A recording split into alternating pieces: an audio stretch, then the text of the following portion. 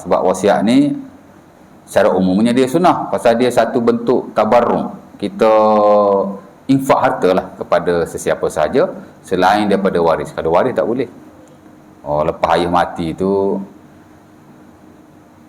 motosikal tu beri ke alung lah, kereta tu beri ke angoh. Tak boleh.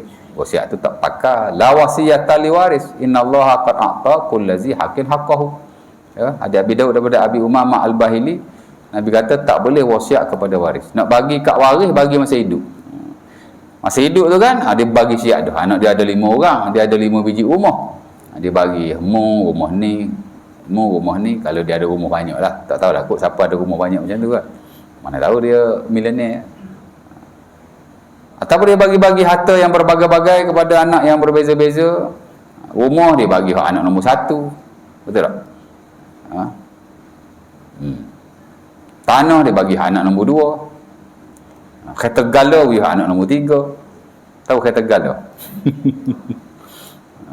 Kereta sodok bagi anak nombor 4. Boleh. Tapi sebelum dia meninggal dunia, dia bagi semasa hidup. Itu anda hibah pula. Memang dalam muamalah ada babul hibah. Bab hibah. Tapi kalau dia pesan, lepas aku mati begitu dan begini, maka itu dalam konteks wasiat, tak boleh kepada waris. Jadi kalau wasiat pada waris tak pakai. Ya tak? Bila mak kita mati, kita kata ke adik-beradik yang lain, mak bersedah tu, rumah ni ya wika aku ni. Banyak berlaku tak? Ataupun ada berlaku itu? Ada je. Ya? Jadi adik-beradik lain nak lawan kan masa muka pula, biarlah kita berilah dia. Kalau ikut kata leh tu wasiat ke abang tu, tapi tak apalah, kita berilah dia. Mengaluh. Betul tak? Saya banyak kes tuan, orang mengadu dengan saya, bincang dengan saya, kekeh harta orang tua lah. Sama ada yang melibatkan wasiat atau yang tidak melibatkan wasiat. Ya. Kadang-kadang harta tu diamanahkan kepada anak sulung untuk dibahagi-bahagikan lepas dia mati. Buat macam faraid lah. Dia pun nama dia sorang. Kena. Anak lain duk tunggu bila nak bagi tanah sekepi ni. Kalau jual sejuta, bagi 5 adik-beradik boleh lah, 100,000, 200,000 orang je tak? Lepas tahun, lepas tahun. Alih-alih, senyap-senyap, pergi cek. Tengok lah, apa nama anak dia ada? Ya tak? Ya. Harta ni jangan buat main-main ya. Jangan ambil orang lain punya ya. Ataupun pok dia mati ada dusun, ada pokok-pokok dan buah-buahan, dia tak bagi awal-awal, relax aja. Lepas tu hasil jual dulu, jual after few years baru dia bagi. Apa tu hak 4-5 tahun, hak dia mau duk makan sore tu lagu mana? Memanglah adik-beradik tak buka mulut pasal takut masa muka, tapi awak kena tahu sendirilah, awak telah memakan harta yang haram. Seporong pokok kelapa ada beberapa biji. Dalam sebiji tu adik-beradik ada belaka situ. Korang-korang masa bagi tu minta halal lah. Halal lah belaka hak saya termakan ke apa gitu gini. Tapi kalau buka mulut gitu kan jadi balas tak? Baik aku tutup mulut. Hak ni pula dia nak makan dia. Dia hak dosa. Jadi lagu tu. Kau mana? Tak berlaku benda gini dalam masyarakat itu. Banyak berlaku tuan. Ya. Jadi boleh saja ya wasiat, tapi ada bab dia, ada hukum dia. Secara umumnya sunnah lah, makna berpahala kerana kita telah melakukan sedekah atau infak fisabilillah walaupun ia berkat kuasa setelah kita mati. Jadi kalau tuan-tuan ada harta yang banyak, wasiatlah sikit ya, kalau banyak. Tapi kalau harta sikit, makruh wasiat tuan.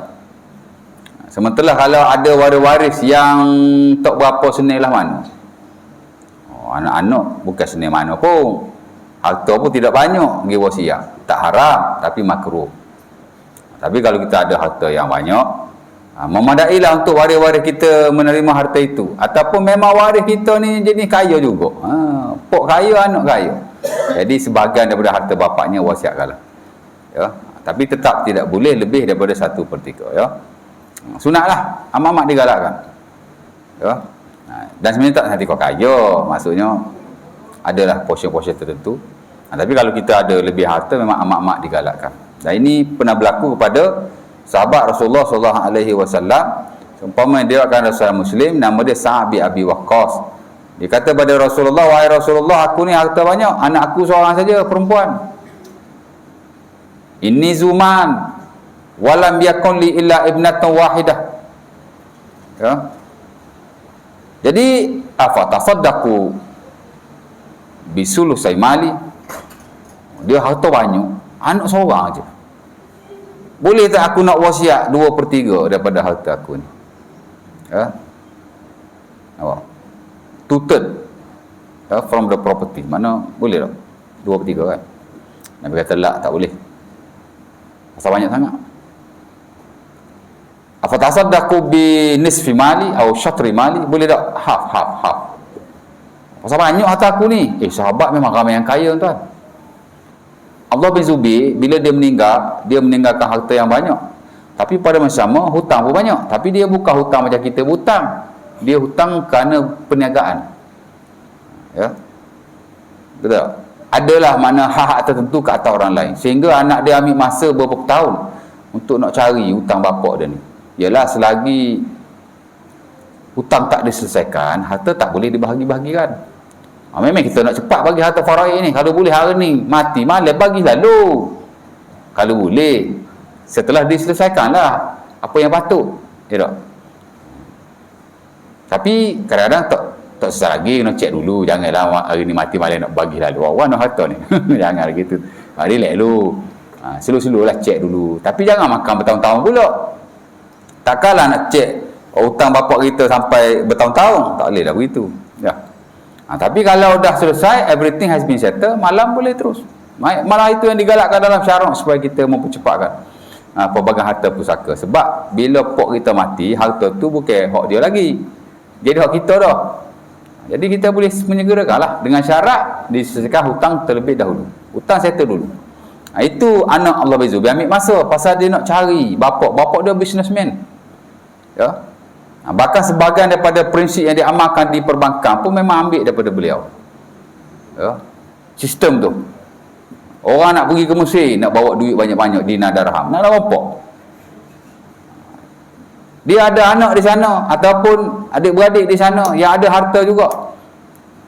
Bui harta kau Abdullah bin Zubair di Mekah ni, di Mekah tak silap saya.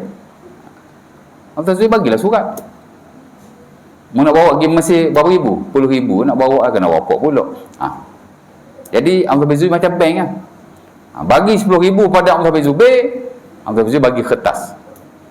Tapi kertas hak balik lah, tak tahulah macam mana kan. Yang mana bila dia bawa kertas tu pergi ke Mesir, dia jumpa ejen hak duduk di Mesir tu. Ya. Tunjuk surat tu, dia ambil balik duit dia 10,000. Ya. Okey, tapi dia orang kaya lah ya. Isteri ada 3 atau 4 orang masa dia meninggal. Tapi nak cerita anak dia tahan dulu pasal nak selesaikan hutang-hutangnya. Sebab Allah Ta'ala pun kata min ba'di wasiyatin yusi biha audain. Bila nak bagi harta faraid, 2 mesti settle. Pertama ialah hutangnya, yang kedua ialah wasiatnya. Settle hutang dulu, baru bahagi-bahagikanlah. Ya. Tapi kadang-kadang pok kita hutang tak ada pun, tapi tak bagi-bagi lagi. Peningnya tak. Ya. Sekarang itu mesti disegerakan ya. Settlekan cepat-cepat ya. Kemudian selesaikan. Yang kedua wasiat, kalau dia ada mewasiatkan mesti diselesaikan. Ya, dan itu yang disebut hatta yang dinyatakan dalam hadis Sa'ad bin Waqqas tu, dia kata aku nak sedekah 2/3, boleh tak? Dia kata banyak tu. 1/3 lah dia kata. Nabi berkata as-sulusu was-sulusu kasir. 1/3 okey. Itu pun dah kira banyak Nabi kata tu. Tapi Nabi menghakkan sebanyak itu. Sebab itu yang diwatakan dalam syarak maksimum untuk kita wasiat harta kepada selain waris sebanyak 1/3 sahaja. Cannot be more than that. Tak boleh lebih daripada itu ya. Dah harta banyak Sa'ad bin Waqqas, jadi dia nemalah sebagian daripada ya.